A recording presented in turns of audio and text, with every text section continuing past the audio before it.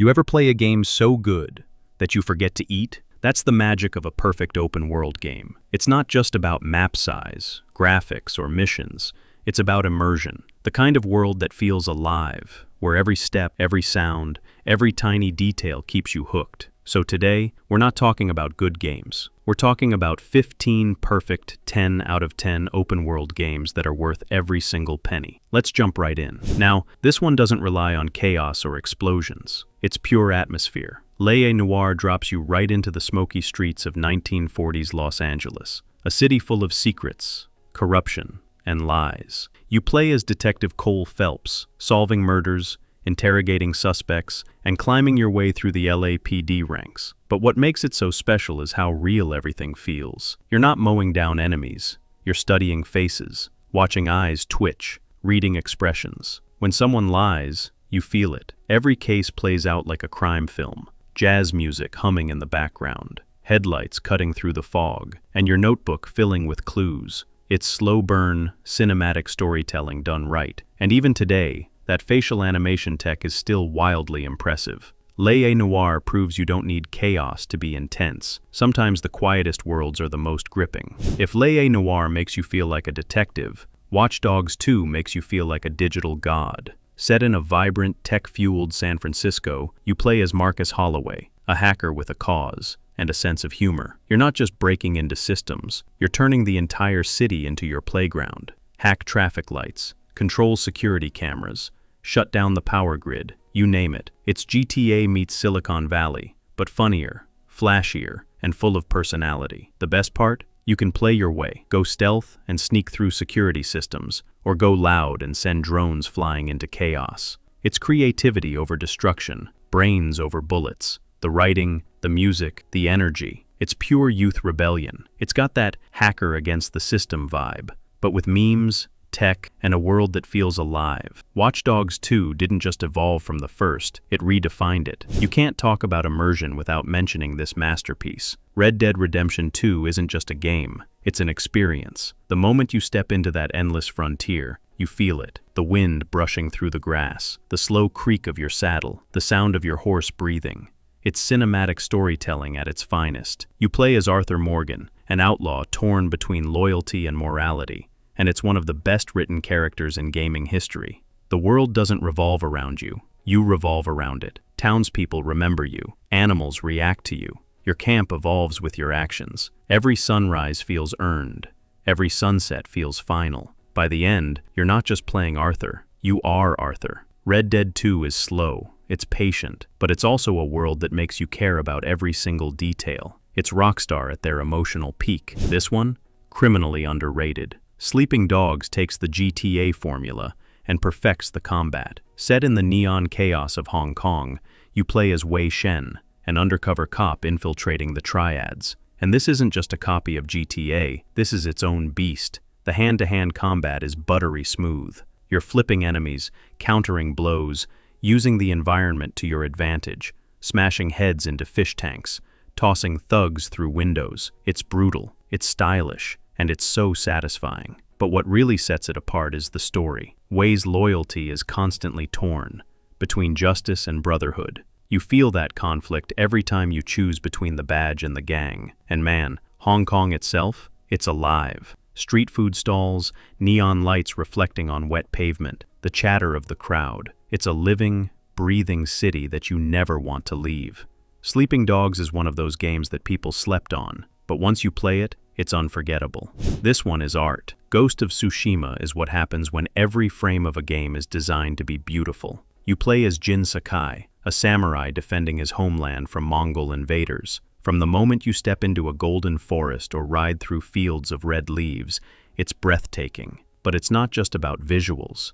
Ghost of Tsushima redefines exploration. No minimap, no cluttered HUD, just the wind. It guides you, literally. The wind shows you where to go. You don't follow a map, you follow nature. Combat? Sharp, cinematic, and deeply satisfying. Every duel feels personal. Every strike feels meaningful. And when the music swells as you finish a standoff under a burning sunset, goosebumps. Every time. It's poetic. It's emotional. It's perfection in motion. You know that dream every Harry Potter fan had as a kid? To walk through Hogwarts as a student, attend classes, learn spells, explore forbidden corridors. Yeah, Hogwarts Legacy made that real.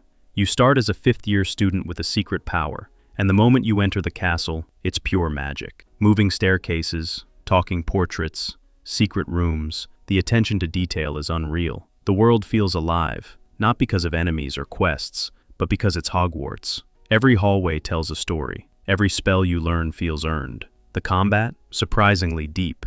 You're chaining spells mid-air, parrying curses, freezing enemies, levitating them, then blasting them off cliffs. It's chaos in the best way. Outside the castle, you've got Hogsmeade, the Forbidden Forest, and a massive open world packed with secrets and danger. It's nostalgic, yes, but it's also one of the best-crafted open-world RPGs of the decade. Even 10 years later, GTA 5 still feels untouchable. Los Santos isn't just a city, it's a living organism. You've got three protagonists, Michael, Franklin, and Trevor, all completely different but brilliantly connected. The way you switch between them mid-heist is still one of the slickest mechanics in gaming. The satire, the humor, the chaos. Rockstar nailed every detail. You can spend hours just driving around, listening to radio talk shows roasting American culture. Then there's GTA Online, a universe of its own. Heists, custom cars, player-owned businesses, and entire role-play communities. It's an ecosystem that keeps evolving. It's the most replayable open world ever built. And honestly, it's hard to imagine another game capturing this much cultural impact. If open worlds were novels, The Witcher 3 would be literature. You're Geralt of Rivia, a monster hunter navigating a war-torn, morally gray world. But this isn't just about killing beasts, it's about choices. Every quest, every conversation has weight. You'll help a family find their missing child, and realize too late what your actions caused. You'll chase down a monster, only to discover it's not a monster at all. The writing? Unmatched. The world? Alive. The emotion? Real. From the swamps of Velen to the beauty of Toussaint, this game breathes. You don't just play The Witcher 3, you live it. And that's what makes it an eternal 10 out of 10. Tears of the Kingdom isn't just a sequel, it's a revolution. Nintendo basically said, what if we let players do anything? And they did. You can build planes, bridges, catapults, mechs, all from your imagination. It's not just a sandbox, it's a physics playground. The world is layered, the surface, the sky islands, and the dark depths below. Each layer feels distinct, mysterious, and packed with wonder. What's crazy is how every system connects perfectly. You'll build something wild, think it won't work, and then it does. That's the magic of Tears of the Kingdom. It's creativity unleashed. The ultimate open-world experiment, where the only limit is you. This one's the ultimate comeback story. When Cyberpunk 2077 launched, it was broken. But after updates and the Phantom Liberty expansion, it's easily one of the most immersive open worlds ever created. Night City is alive.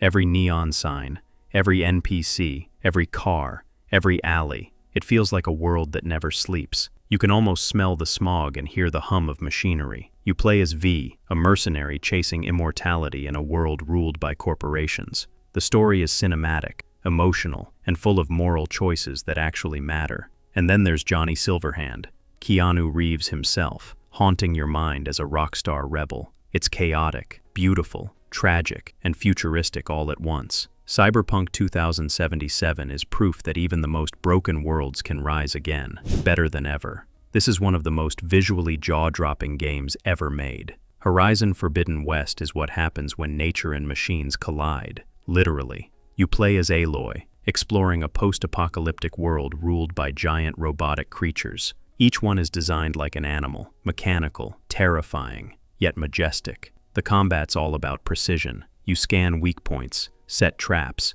and take down towering machines in battles that feel like boss fights every single time. And the world? Unreal. Lush jungles, glowing deserts, underwater cities. It's a painter's dream. You're constantly rewarded for exploring, for being curious, for looking closer. Forbidden West isn't just a visual masterpiece. It's a story about humanity, survival, and courage. Few games make the end of the world feel this personal.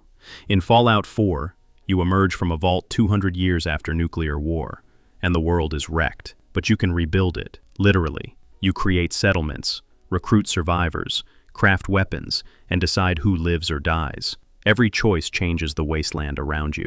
The world is full of secrets, eerie vault experiments, hidden vault logs, twisted AI, and despite the desolation, it's oddly beautiful. There's something comforting about building a new home in a broken world. Fallout 4 is chaos and creation blended into one addictive, radioactive cocktail. Far Cry 4 is pure, unfiltered, open-world fun. Set in the Himalayan region of Kirat, it's packed with chaos, color, and character. You play as Ajay Ghale, caught in a war against the flamboyant yet terrifying Pagan Min, one of gaming's most iconic villains. The freedom is wild. Climb mountains, glide with a wingsuit, ride elephants into battle. Everything explodes, everything burns, everything's chaos, but it's fun chaos. Every outpost feels like a puzzle. Every encounter gives you stories to tell. It's one of those games you can replay endlessly and still find new ways to cause mayhem. Far Cry 4 isn't trying to be serious. It's trying to be unforgettable, and it succeeds. There's something hauntingly beautiful about Mad Max. A game set in a world that's dead, but still alive. The wasteland stretches endlessly, filled with rust, sand, and storms. You're not fighting for glory, you're fighting for gas. The car combat is next level. You've got grappling hooks, harpoons, turbo boosts.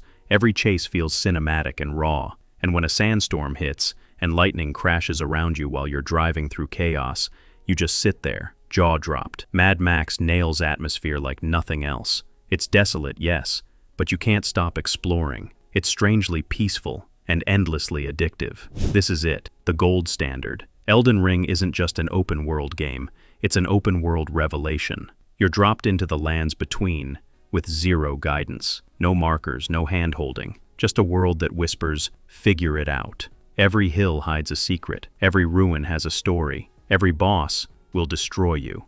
But when you finally win, it feels legendary. The exploration here is unmatched.